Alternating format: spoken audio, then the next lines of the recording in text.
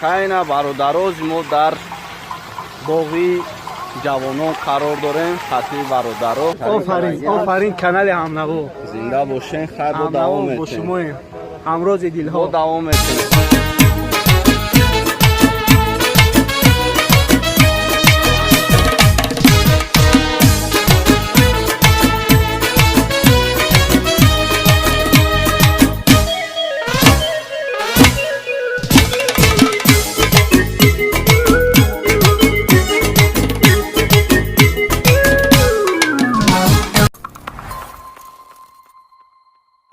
سلام علیکم برادران و خواهران عزیز، خوش آمدید به کانال همنوا.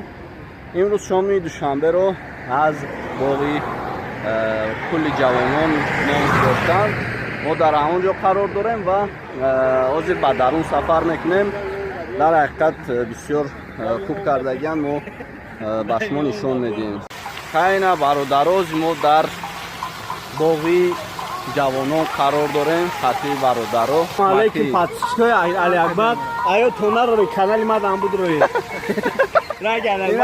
اینا به اسم رکلام که سختچا ابرار چی گفتن درباره این باغ؟ علیکم برادران عزیز، این باغ را زور کردگید. رحمت به پیشوای ملت، رحمت به رستم امامعلی. سلامت باشین. با دوام میدیم. انا این طرفش باشد در بریمو فاروق تقویب قرار داره. فاروق چی گفتنی؟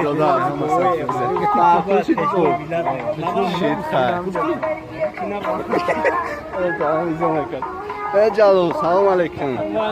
چی گفتنی درباره باغ؟ خیلی در حقیقت زیبا گفتنی. اصلی جلو درباره پرچ میگوی؟ درباره پاک گپ ندارم. خوب کردن نه؟ وطن میای جان. سیراتلات چی سلام میگوی؟ علیکم. درباره چی؟ درباره این باغ جوانان. باغ جوانان یکی از بهترین باغ‌های جمهوری به شما رفته. سوز کردن در حقیقت. در حقیقت همین خگاشتگیم دولتو نکه نادیدیم باغ سوز چی. او در حقیقت بهترین. آفرین کانال همنوا زنده باشین. خیر با دوام میتین. با شما همراز دلها با دوام میتین. خیر نکن با کانال ما دایا تونر رو پاتسات بگو خیر کجا میدونن. ما در اینجا رسم میگیریم خطی بچو. تو بسن اوخه ویدیو کادسم یک بسن اوخه. خیلی برادرای ما همش هم کورسن. خواستیم یک ویدیو کنیم. از صورت گرفتیم با دوام میتین. اینا دوستان عزیز، از ما در باغ جوانان قرار داریم. اینا برادرمون محافظ.